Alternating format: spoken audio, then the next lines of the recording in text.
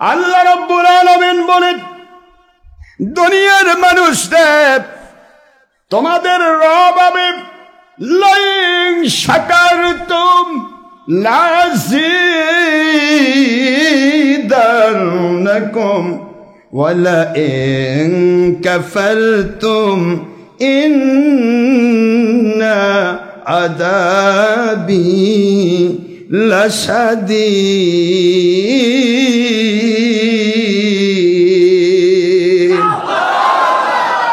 কোরআন শরীফের সূরাতুল ইব্রাহিম আলাইহিস সালাম 7 নম্বর আয়াত শরীফ আল্লাহ পাক বলেন, আমার দেওয়া নিয়ামতের শুকরিয়া করো, যত শুকরিয়া করবে আমি আল্লাহ তোমার নিয়ামত বাড়ায়া দেব।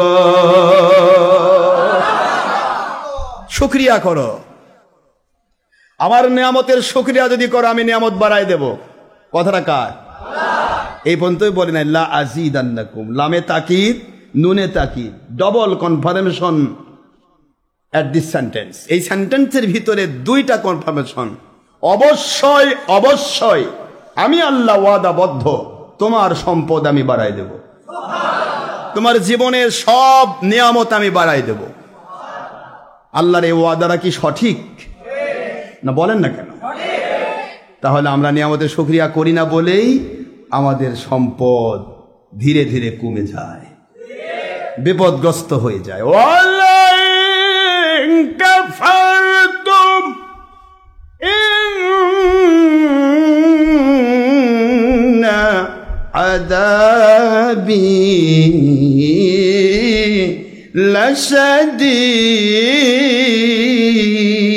লাশাদীদ। আর যদি কৃতজ্ঞ না হও, অকৃতজ্ঞতা পোষণ করো, আমার নিয়ামতগুলি পাওয়ার পরে এই নিয়ামতের শুকরিয়া যদি তোমরা আদায় না করো, আল্লাহ বলেন ইন্না নিশ্চয় আযাবি লাশাদীদ, আমার কঠিন আযাব তোমাদের গ্রেফতার করবে। নাউযুবিল্লাহ। বলুন বাবার, আমার কষ্ট হচ্ছে আমার কথায়, একটু জিকির করেন লা ইলাহা ইল্লাল্লাহ। সবাই লা ইলাহা ইল্লাল্লাহ, লা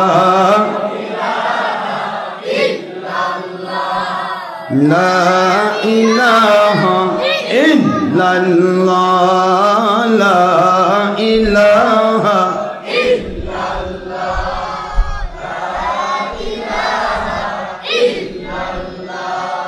লা ইলাহা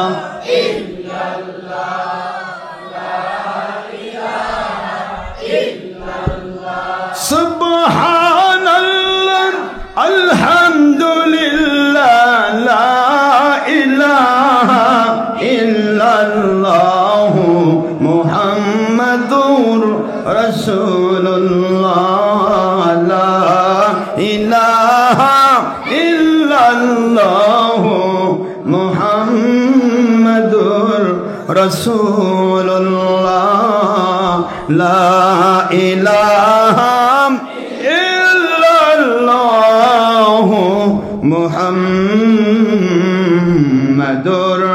রাসূলুল্লাহ সাল্লাল্লাহু আলাইহি ওয়াসাল্লাম। জিকির, ফিকির, দরুদ, সালাম এবং আল্লাহর নিয়ামতের শুকরিয়া, নেক আমল করার, গুনাহ করার সুযোগ পাওয়ার করে গুনাহ করে ছেড়ে দেওয়া, নেক আমল ছেড়ে দেওয়ার সুযোগ পেলে কেউ দেখবে না, আল্লাহ দেখবে, ভয়ে নেক আমল করা, পৃথিবীর মানুষের ক্ষতি না করে উপকার করা, মন্দ কাজ ছেড়ে দিয়ে ভালো কাজ করা, এসব কয়টাই হচ্ছে আল্লাহর ওলি হওয়ার সিফত।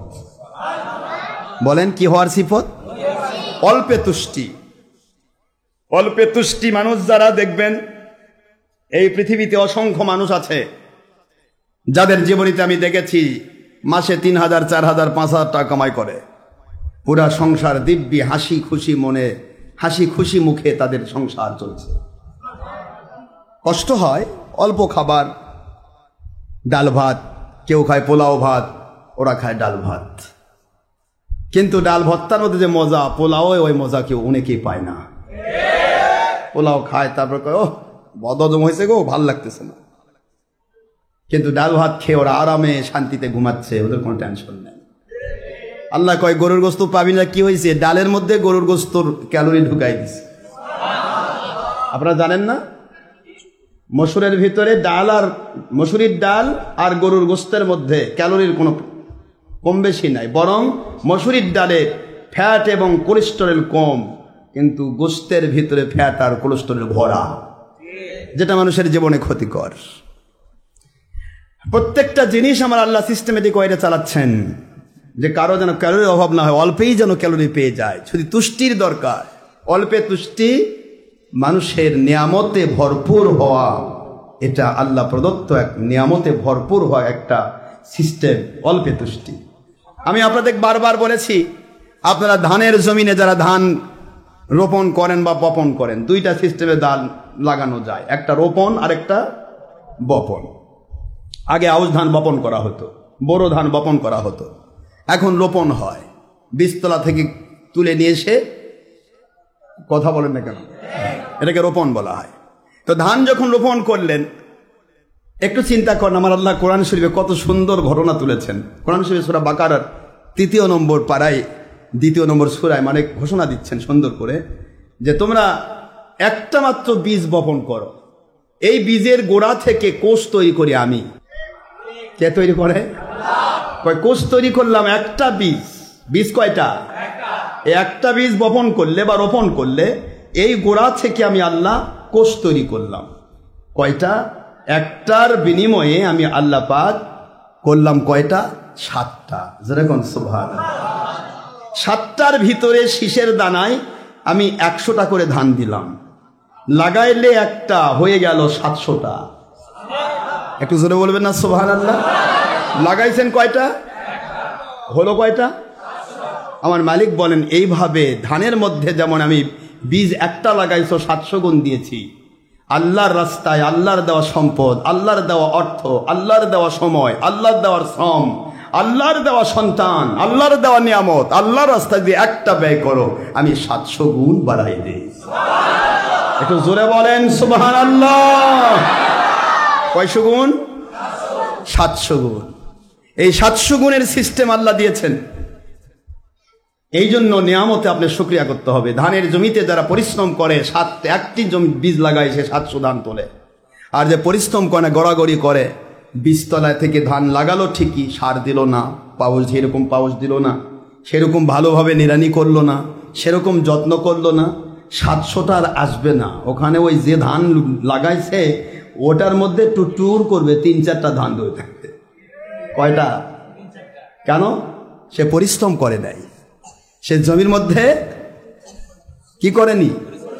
Industries is a mother of good luck, যেটা বলা হয়, industry is the mother of good luck. পরিশ্রম সৌভাগ্যের প্রসূতি। এই কথাটার মূল বিষয় হচ্ছে, পৃথিবীর যেখানে আপনি পরিশ্রম লাগাবেন, ওই পরিশ্রমটা আপনার জীবনের সৌভাগ্য ডেকে নিয়ে আসবে।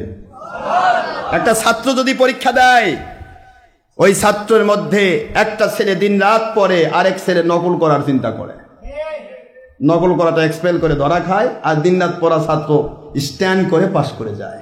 ছাত্র দুইটাই, কিন্তু পরিশ্রম যে বেশি করেছে আল্লাহ পাক তার মর্যাদা বাড়িয়ে দিয়েছে। আপনি আল্লাহকে পাওয়ার ক্ষেত্রে, নবীজিকে পাওয়ার ক্ষেত্রে সবচাইতে বেশি কষ্ট করেন আল্লাহর ওলিগণ, যার কারণে পৃথিবীতে আল্লাহর ওলিদেরকে আল্লাহ ফার্স্ট গ্যাজেটে অ্যালাউ করে তাদেরকে গোটা জগতের মানুষের উপর রহমত নাজিল করার ওসিলা বানাই দেন। পরিশ্রম ছাড়া পৃথিবীতে কেউ ওলি হতে পারে না। শুধু মুরগার রান খাবেন, যেই মুরিদ আসলো মুরগা নিয়ে আসলো, রান খাবেন, আর ওই খারেজিও আসলো, ওহাবিও আসলো, বাতিল ফেরকা আসলো, 24 ফেরকা আসলো, সব ফেরকার সাথে লিয়াজু করে, ভাই আপনি ভালো, ঠিক আছেন ভাই, পাইকারি খাচ্ছেন আর চলতেছেন, ওলি হওয়া যাবে না। চোরের মাল ভাঙ্গা হবে, কিছুই লাভ নেই। চোরের সাথে চোরের সম্পর্ক, ডাকাতের সাথে ডাকাতের সম্পর্ক, ওলির সাথে ওলির সম্পর্ক।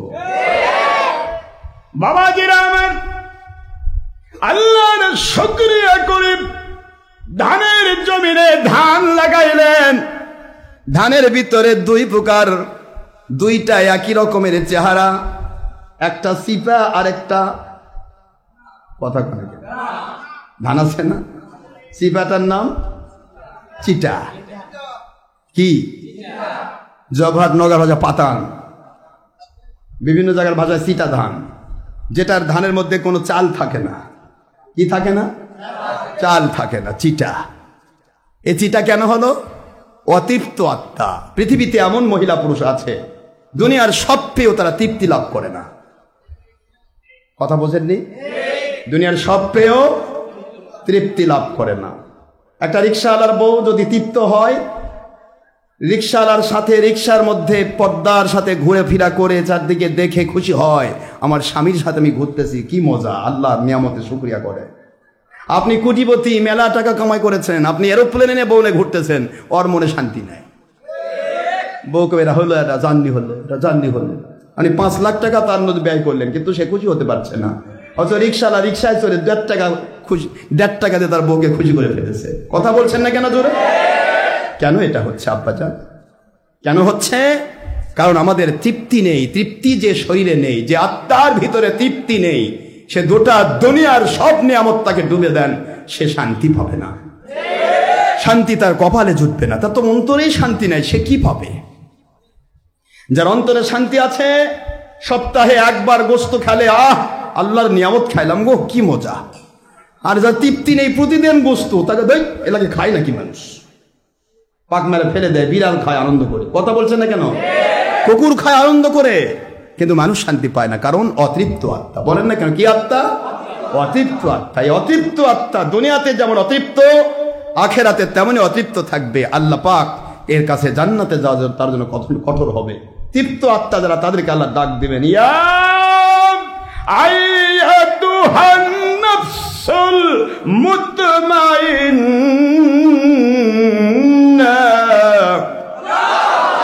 ইরজিই ইলা রাব্বিকি রাদিয়াতাম মারদিয়া ফাদখুলি ফি ইবাদি ওয়াদখুলি জান্নাতি।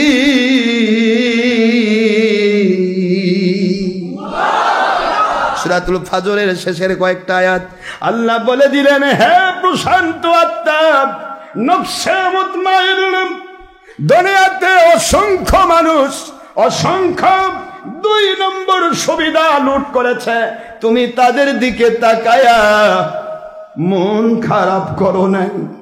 সুবহানাল্লাহ বলেন। দুনিয়াতে অসংখ্য মানুষ কত নিয়ামতে ভরপুর ছিল, তোমরা নিয়ামত যতটুকু পেয়েছো শুকরিয়া করে গ্রহণ করেছ।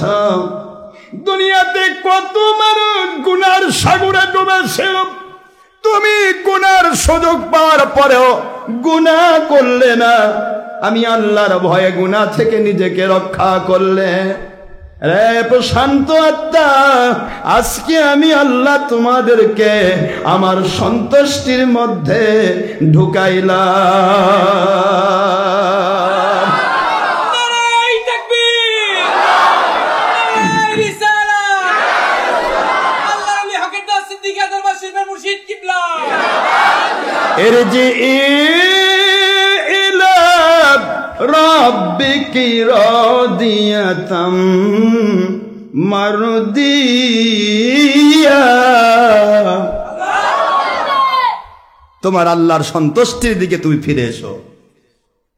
ফাদখুলি ফি ইবাদি, আমার ইবাদত গারের মধ্যে ঢুকে যাও। ফাদখুলি জান্নাতি, আর জান্নাতের মধ্যে ঢুকে পড়ো। জোরে কোন সুবহানাল্লাহ। অনায়াসে তোমার জন্য আমি জান্নাত সিস্টেম করে রেখেছি, যাও ঢোকো, কারণ তুমি তিলে তৃপ্ত আত্মা। জোরে বলুন সুবহানাল্লাহ। কি পাইলাম, কি পাইলাম না, কি খাইলাম, কি খাইলাম না, কি নিলাম, কি নিলাম না, কোনো দিকে আমরা আল্লাহ ভুলবো না। আল্লাহ এবং রাসূলকে বুকের অন্তরে রেখে দেব, তবেই না আমরা শান্তি পাব। কারণ জীবন কয়েকদিনের বাবারা, যে কোনো মুহূর্তে জীবন প্রদীপ নিভে যাবে। পৃথিবীর কাউকে আল্লাহ পাক এরকম সার্টিফিকেট দেয় না কিয়ামত পর্যন্ত তুমি বেঁচে থাকবে। স্বয়ং নবী রাসূল আলাইহিস সালাম তাদেরকেও আল্লাহ পাক কুদরতি দিদারে গ্রহণ করেছেন। যারা বলুন সুবহানাল্লাহ। নবী রাসূল আলাইহিস সালাম ওনাদেরও ইন্তেকাল মোবারক হয়েছে, আল্লাহর দিদারে তারা গিয়েছেন। আর নবী রাসূল আলাইহিস সালামের দুশমন কাফের মুশরিক ফেরাউন, নমরুদ, হামান, সাদ্দাদ, আবু জাহেল, উতবা, সাইবা, মুগিরা তারাও তো কবরে চলে গেছে। দুইটা যাওয়া একরকম নয়, একরকম। একরা জাহান্নামে আগুনে জ্বলজ্বল করে জ্বলছে, আরেক দল জান্নাতে ঘুরছে। জোরে বলুন সুবহানাল্লাহ। কাজেই নবী রাসূল আলাইহিস সালাম ওনাদের মহব্বতের পক্ষে যারা ওলিয়া গাউস কুতুব আব্দুল মুজাদ্দিদ রহমাতুল্লাহি আলাইহি ওলিয়া হাক্কানি আলেম ওলামা, আমার মালিক বলেন তোমাদেরকে আমি নবী রাসূল আলাইহিস সালামের মতো তোমাদেরকে আমি সাহায্য করব, দুনিয়াতে আখিরাতে আমি জান্নাতুল ফেরদৌসে ঢুকায় দেব। সুবহানাল্লাহ। নবী রাসূল আলাইহিস সালামের দ্বারা অসংখ্য মানুষ হেদায়েত পেয়েছে, তোমাদের দ্বারা আমি আল্লাহ পাক সারা জগতের অসংখ্য মানুষকে হেদায়েত দান করব, নিয়ামত দান করব, রহমত ঢেলে দেব, বরকত ঢেলে দেব। নবী রাসূল আলাইহিস সালাম ওনাদের দুশমনি যারা করেছিল তারা যেরকম জাহান্নামে গিয়েছে, তোমাদের যারা দুশমনি করবে তোমাদের টেনশন নাই, ওদেরকে দুনিয়াতে বিপদে রাখার আখিরাতে জাহান্নামে ঢোকানোর দায়িত্ব আমার। নাউজুবিল্লাহ বলবেন না? নবী রাসূলের দুশমন যারা তারা কি ভালো ছিল? কাজে ওলিয়ার দুশমন যারা তারাও কখনো ভালো থাকতে, আপনি যা দেখেন হক্কানি ওলিদের যারা দুশমনি করে ওদের ঠিকুটি কুষ্টি নিয়ে দেখেন, ওদের প্রত্যেকটা পাতায় পাতায় শুধুমাত্র বিপদ আর বিপদ। উপরে লেভেল দেখাচ্ছে আমি মেলা টাকার মালিক, বিশাল বড় বিল্ডিং এ আছি, যাই দেখেন সিরাক্সিন বড়ি যাবতীয় বড় বড় যেগুলা ঘুম পাড়া বড়ি, ওগুলা না খাইলে ওর ঘুম ধরে না, খাইলেও অনেক সময় কাত হয়ে পড়ে থাকে, ঘুম ধরে না, বিল্ডিং এ ঘুম ধরে না, এসি এয়ার কুলারের মধ্যে ঘুম ধরে না। আর আপনি দেখেন গরমের মধ্যে আসছেন, অনেকে খায় টুকতেছেন যে আরাম, কথা কন না কেন জোরে, কারণ আপনার ভিতরে কি আছে? শান্তি রয়েছে। ওদের ভিতর থেকে শান্তিটা আমার আল্লাহ উঠায় নিয়েছে। আমার আল্লাহ ওয়াদা করেছেন, ওমান আদানি ওলিয়ান ফাকাদ আযানতুহু বিল হারব, আমি আল্লাহ ওয়াদা করেছি যারা আমার ওলিদের দুশমনি করে আমি আল্লাহ ছাড়বো না, ওদের দুনিয়া আখিরাতে ওদের বিরুদ্ধে যুদ্ধ করা আমি আল্লাহ দায়িত্ব নিলাম। জোরে বলুন না আউযুবিল্লাহ। আর যারা ওলিদের পক্ষ নিয়েছো আমি আল্লাহ ওয়াদা করেছি, ইয়া আইয়ুহাল্লাযীনা আমানু তাকুল্লাহ ওয়া কুনু মা'আস সাদিকিন।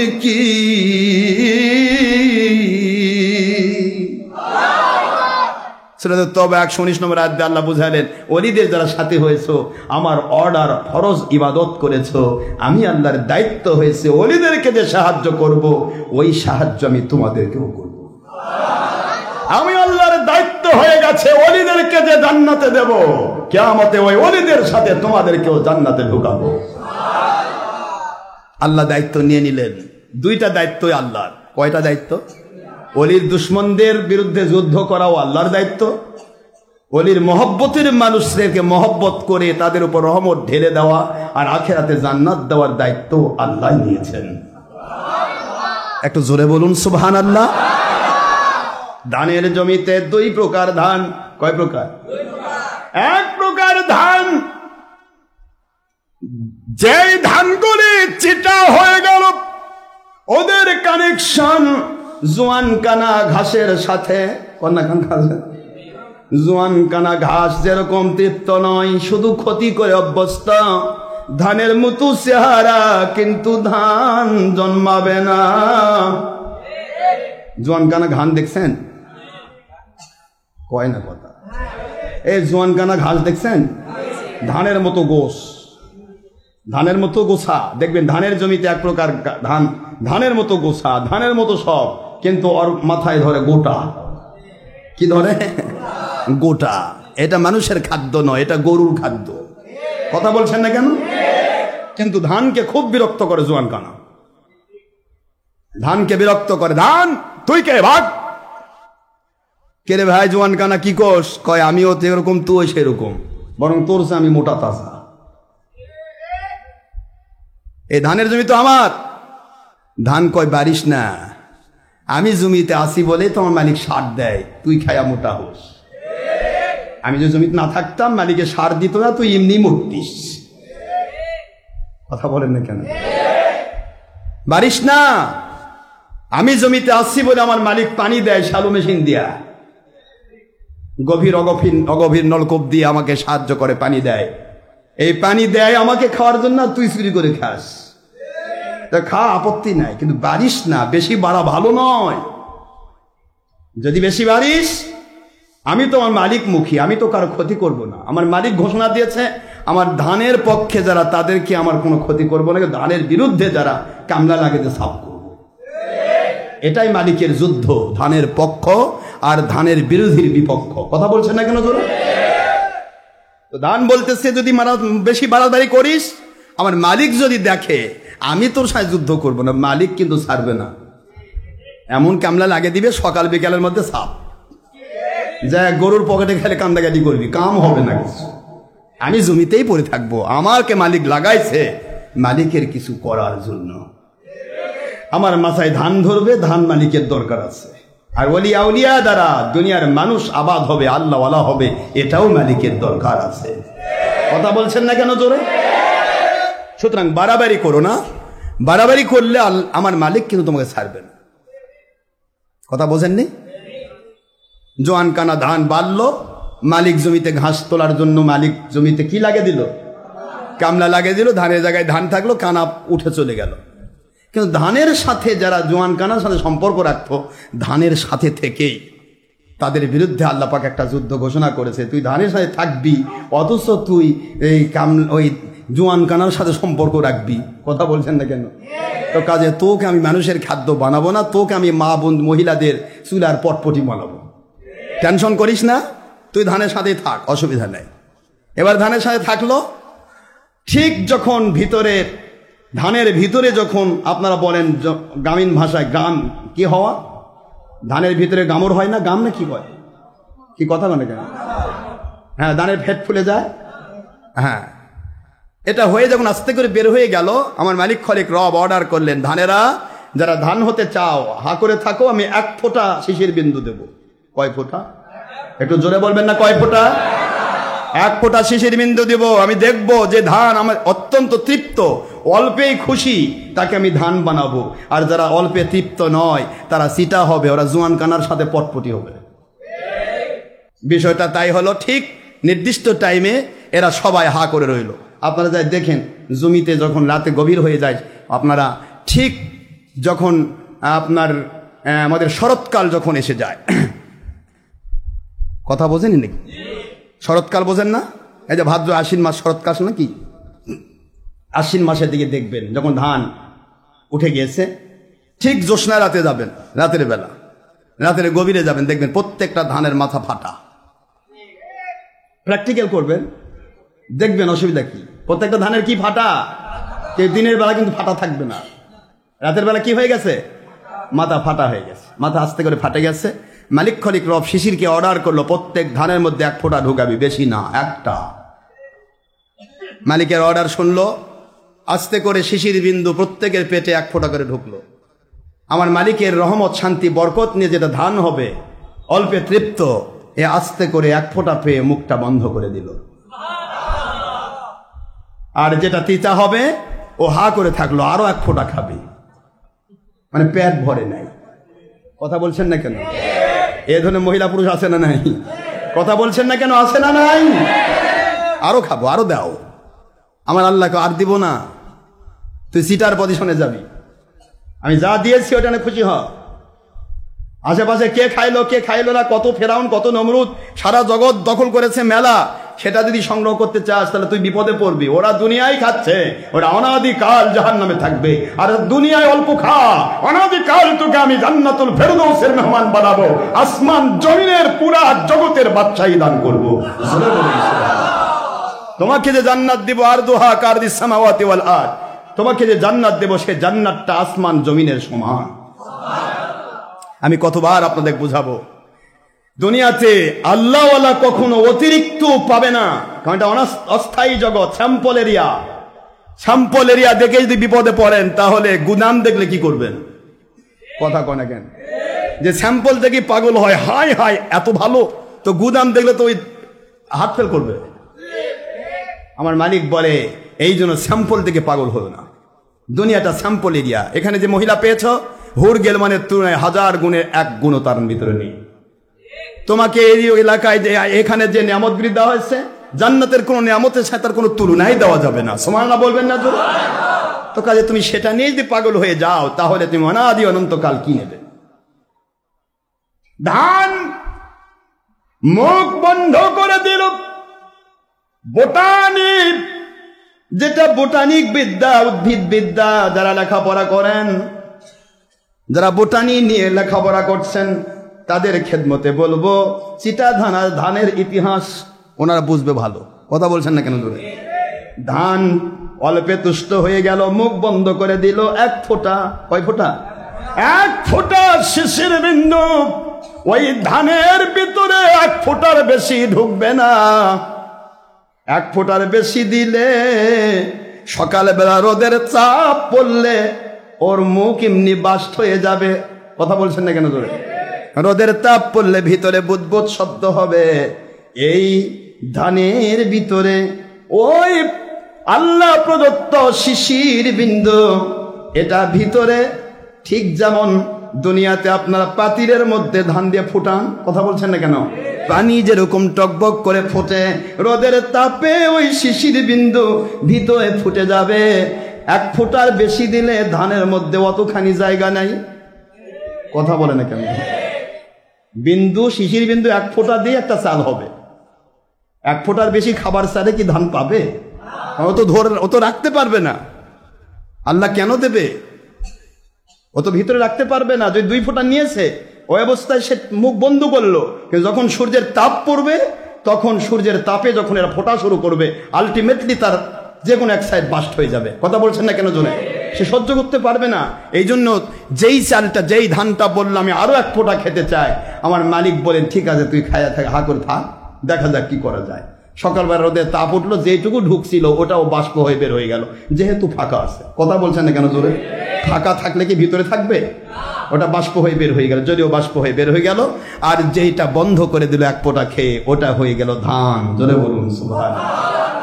এটা দিয়ে আমি প্রমাণ করি আপনাদেরকে, অল্পে তুষ্ট যারা, পুরুষ হোক, মহিলা হোক, জিন হোক, ইনসান হোক, আলেম ওলামা হোক, ওলিয়া উলিয়া হোক, অল্পে তুষ্ট মালিক রব্বুল আলামিনের কাছে যারা তুষ্ট, আল্লাহ পাক গোটা জগৎ তাকে ঢেলে দেন। যতটুকু ধৈর্য তার ক্ষমতা আছে, তার গ্রহণ করার ক্যাপাসিটি আছে, তার ক্যাপাসিটর, তার সার্কিট যে পরিমাণ নিতে পারবে এই পরিমাণ আল্লাহ তাকে ভরে দিবে। জোরে বলুন সুবহানাল্লাহ। এখন একটা ভিক্ষুক দিনে 100 টাকা পায় খুশি, এখন তাকে যদি হঠাৎ করে আল্লাহ 10 কোটি টাকা দিয়ে দেয়, ও তো হাত ফেল করে মরবে। কথা কোনা কি বলেন না কেন? ভিক্ষুককে আল্লাহ 10 কোটি দিবে? কেন দিবে না? কারণ ও সহ্য করতে পারবে না, তার ভিতরে সেই ক্যাপাসিটর নেই। সে সহ্য করতে, হঠাৎ করে দিলে সে বদহজম হয়ে যাবে। অনুরূপভাবে যারা যত বেশি মালিককে খুশি করবে তার ভিতরে আল্লাহ পাক সার্কিট আর ক্যাপাসিটর তত বেশি বাড়ায় দেবে। আপনি বুঝতে পারতেছেন না আমার কথা? আরেকটা দৃষ্টান্ত নেন। এই পৃথিবীতে ইলেকট্রিসিটি দিয়ে, স্ফোটন আর ফোটন দিয়ে, ফেজ আর নিউট্রাল দিয়ে, ইলেকট্রিসিটি দিয়ে, বিদ্যুৎ দিয়ে মানুষকে আলোকিত করা হয়, ঠিক না ব্যাঠিক? এই আলোকিত দিয়ে দেখবেন আপনারা একই জায়গাতে, একটা জায়গাতে 2 ধরনের ফ্যান, একটা 56 আর একটা 48। এর কথা বলে না কেন? 48 সাইজটাও বিদ্যুতের সাথে সংযোগ, 56 সাইজও বিদ্যুতের সাথে সংযোগ, আরো বেশি 4 পাখা যেটা 75 বা 66 বড় পাখা, সেটাও বিদ্যুতের সাথে সংযোগ। কিন্তু সার্কিটের কম বেশি আছে না নাই? একটু জোরে বলবেন না, কম বেশি আছে না নাই? এখন একই বিদ্যুতের লাইন, 1 পাখা দিচ্ছে 100 জনকে বাতাস, আরেক পাখা দিচ্ছে 10 জনকে বাতাস। কথা বলছেন না কেন?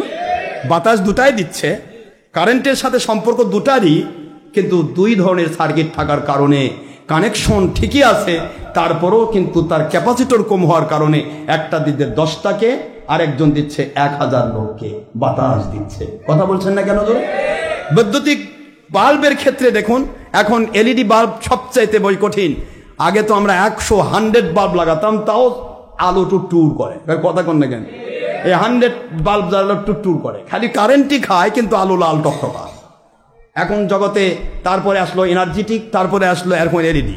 এখন এলইডি বাল্ব এমন হয়েছে 15 ওয়াটের বাল্ব দিলে আপনি রাখা পাবেন, চোখ ঝলসে যাবে। 15 ওয়াটের বাল্ব দিয়ে দেন এলইডি, দেখি যে 15 ওয়াট দিয়ে গোটা এলাকা ফাঁক হয়ে গেছে। কেরে কি হলো? কারণ এর ভিতরে সার্কিটটা ঠিক সেভাবেই তৈরি করা হয়েছে, অল্প খায়াই বেশি আলো দেয়। কথা বলছেন না কেন জোরে? আমার কথা কি বুঝে আসেন আপনাদের? অনুরূপ ভাবে পৃথিবীতে যারা হক্কানি ওলি আউলিয়া, হক্কানি আলেম ওলামা, তাদেরকে আমার আল্লাহ পাক ওইভাবে সার্কিট সিস্টেম করেন।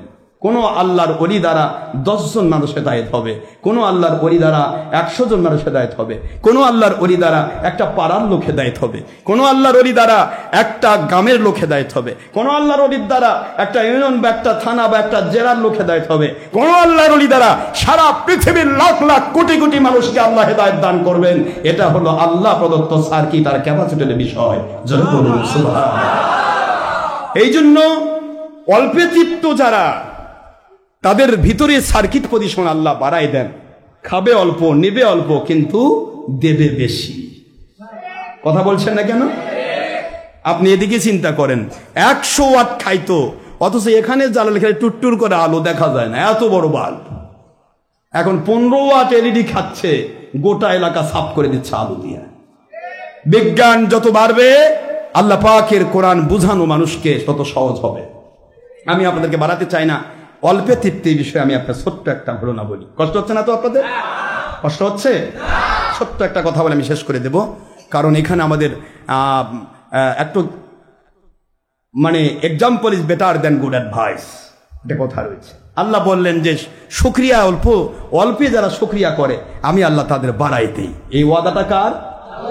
আর পেয়েও যে শুকরিয়া করে না, খালি অতৃপ্ত।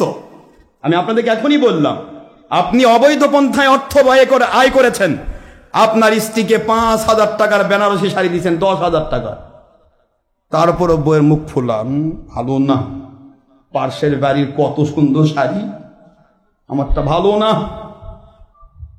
আবার একটা রিক্সাওয়ালা 500 টাকার একটা শাড়ি নিয়ে এসে দিয়েছে, খুশি, মহা খুশি। বউ আরো বাজে বলে বেড়াচ্ছে, দেখ আমার স্বামী রিক্সা পেলে কত সুন্দর একটা শাড়ি নিয়ে এসে দিয়েছে। দুটাই শাড়ি। আপনি 10,000 টাকা বেনারসি শাড়ি দিয়ে খুশি করতে পারলেন না স্ত্রীকে, আরেকজন 500 টাকা দিয়ে তার স্ত্রীকে খুশি করে ফেলেছে।